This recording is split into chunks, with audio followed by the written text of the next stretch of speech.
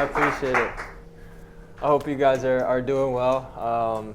Thank you guys so much for coming out. You guys look fantastic. But I always just want to start off by saying from the bottom of my heart, thank you guys so much for giving me this opportunity to stand here before you guys and share my story. It's truly a dream come true moment for my family and I. It's an honor and a privilege to be here. So thank you from the bottom of my heart. I just wanted to start off with a quick story that I heard not too long ago. It was a story of a mom and her son. The story itself took place a long time ago, long before I was born. But essentially the mom and the son were getting ready for a typical weekday morning. The son was getting ready to go to school and the mom was getting ready to go to work. But that one particular morning, the son kept refusing to leave the house and the mom was getting frustrated because she had to get to work on time. She had to get on the train at a certain time to get to work on time. And the mom was getting frustrated, so when she got to a train station, her first priority was to get on the next train possible. And when she got to the platform of the train station, she noticed one thing and one thing only. Was that every passenger on that train were laying on the floor dead. What had been the worst terrorist attack in the history of Japan. And the reason why I tell you this is because that lady happens to be my mom. Her son that saved her life happens to be my brother. And if it wasn't for my brother, my mom wouldn't be here. In consequence, I wouldn't be here. So when I hear that everything happens for a reason, it resonates with me a little bit more because I know everything really does happen for a reason. And when I tell you I'm not really supposed to be here, I really am not supposed to be here, man. Like, it's serious. To give you a quick backstory of who I am, I was born and raised in Japan. I'm a first-generation immigrant. I moved to the States when I was 10 years old. We moved to Cleveland, Ohio.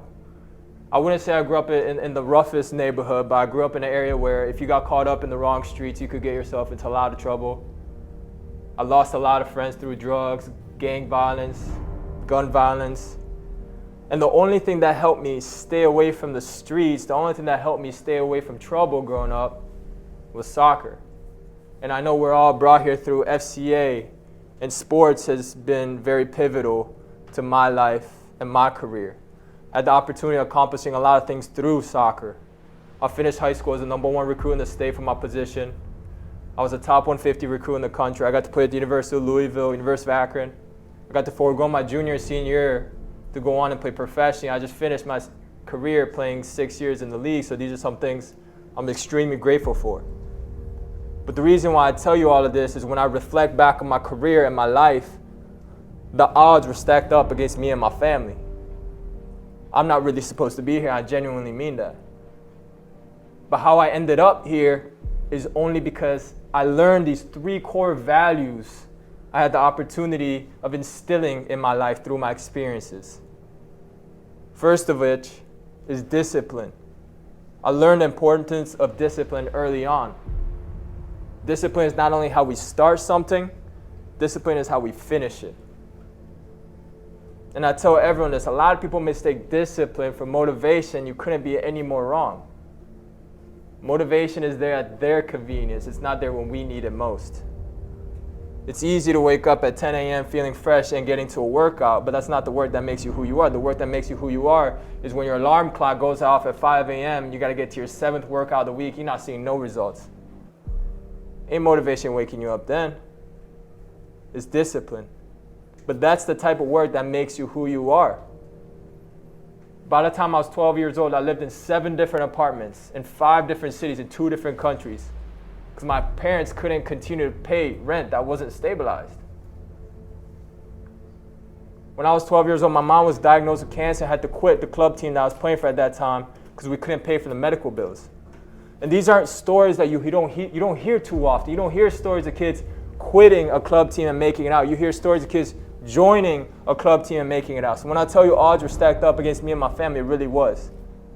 Every day I would come home from school, make sure my mom was doing all right, grab a soccer ball, go into the backyard, practice by myself until it got too dark outside.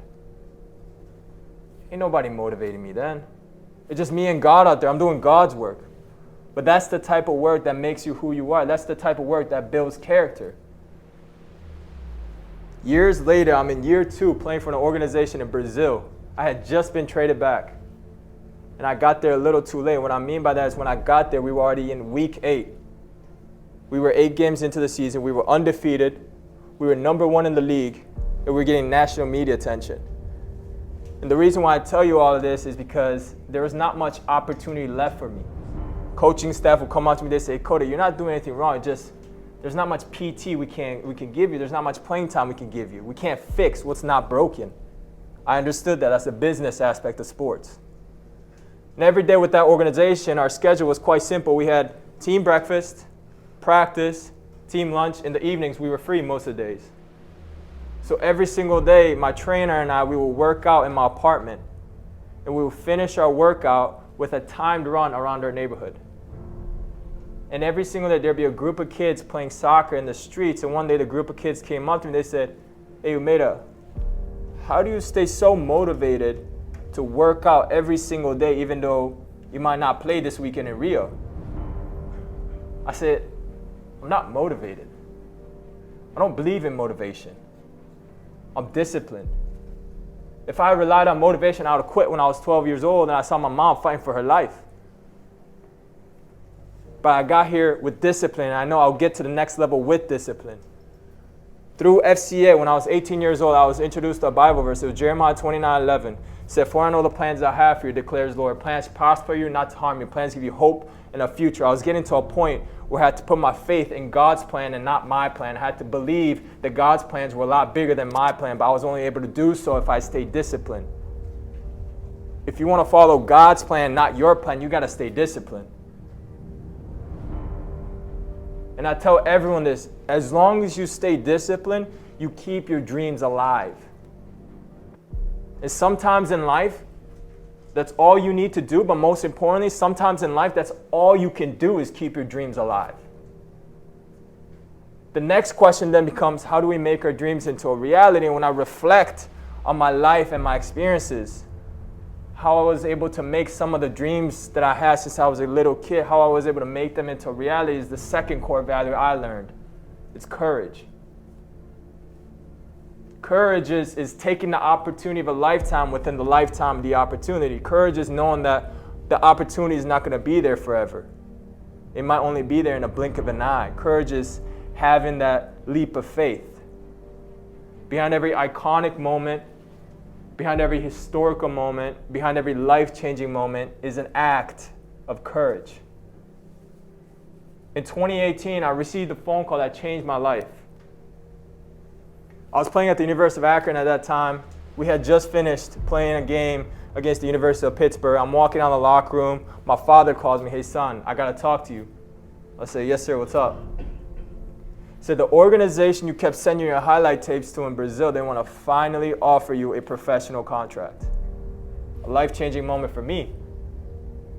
But this is the part that nobody actually talks about. Nobody actually talks about the ugliness in the success. Everybody just wants to talk about the beauty in the success. And what I mean by ugliness in the success is nobody talks about me having to walk into a locker room, tell a group of guys that I was going to make a selfish decision, forego my junior and senior year to go on and play professionally, to a group of guys that went on to lose in the NCAA Division I National Championship that year against the University of Maryland.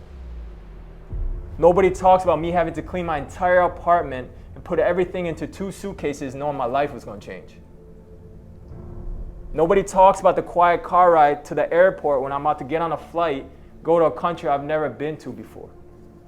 Nobody talks about these moments, but when you talk about ugliness and the success, those are the moments that make you who you are.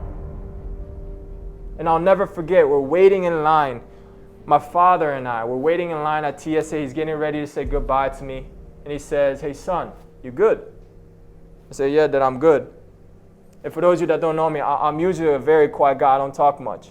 But in that moment, he realized I was more quiet than usual because parents notices everything. And so he asked me again, hey son, you sure you're good? In that moment, I was going to a country I've never been to. I was going to a country where I didn't speak the language. I was going to a country where I didn't know anyone. So I was terrified. And my father said something to me, so I said, yeah, Dad, I'm scared. My father said something that changed my life, and I truly mean this, it changed my life. He says, son, it's okay to be afraid, but sometimes the fear doesn't go away. You just got to do it afraid. And I'll say it again because repetition is key to memorization. He says, son, it's okay to be afraid. But sometimes the fear doesn't go away. You just got to do it afraid. And it's as if he had given me a whole new perspective to life, and I got to see life for what it was truly worth. A few weeks later, I had the opportunity of becoming the first ever Asian athlete in the history of the organization. A historical moment for the organization. A historical moment for me. But I was only able to do so because my faith was bigger than my fears. Through FC, I was also introduced to another Bible verse in Isaiah, and I had an interesting relationship with it. And why I say interesting is because I kept reading it wrong. It said, for no weapon formed against you shall prosper. But I kept reading it as if it said, for no weapon will form against you. But it don't say that. If anything, it guarantees that weapons will form against you. Challenges will come your way. Obstacles will come along your way. You will fail. But as long as you keep your faith in God, you will be able to overcome it, because God never built a mountain we can't climb. And we're getting to this point where I'm starting to understand behind every historical moment, behind every iconic moment, behind every life-changing moment is an act of courage. But I tell everyone this. It's one thing to make your dream into a reality. It's a whole other thing to keep that dream. In other words, it's one thing to get something. It's a whole other thing to keep that something. And the only way we keep that dream is the most important pillar I learned in my life. And it's faith. Faith changed my life, and I truly mean it. And I had to learn it the hard way, and I pray to God you guys never have to learn it the hard way. In 2020, I was playing for an organization in Portugal. I was pulled into the coach's office. They say, Kota, listen, we're going to have to let you go. We're going to release you. And I say, it's cool. It's part of business. It's what I signed up for. It's not the first time that's ever happened to me. I'm going to survive. And I went on to become a free agent for 3 months, which was the longest period of free agency I've ever done in my career. And it was during COVID, so I couldn't work out with my trainer. I had to work out by myself. And like I said, when you do work by yourself, it teaches you a whole new level of discipline. So I was turning into this machine. And so when a different organization signed me, I was thankful, but I was upset. I was upset because I knew every other team in the league had passed up on me. They had the opportunity to sign me, but they didn't sign me. And I wanted to prove them wrong. And so when I got to preseason, I hit the ground flying. I was running the fastest 40 I've ever ran in my life. And I was in the best shape of my life. But in order to get there, I had taken my body beyond its limits. And it's amazing that James brought up injuries. I see a lot of injuries. 3 weeks before the season opener, I pulled my quad. Medical staff came up to me and said, Kota, your recovery time is going to be 4 weeks minimum. I said, hey, doc, this is a goal I've been working for my entire life. You don't understand. You don't understand what I had to get through. Like, put my body through whatever you need me to, just get my body right. And so we did treatment from 8 a.m. to 8 p.m. Monday to Monday every single day just to get my body right. And I was able to come back 17 days later. But it's one of those quotes that I heard in life. At a certain point in life, you can't speed up the river, you can't slow it down. You gotta let the water flow where it's flowing. What I'm trying to say is a 4-week injury is gonna take me 4 weeks to recover. I'm not a machine. I'm a human being at the end of the day.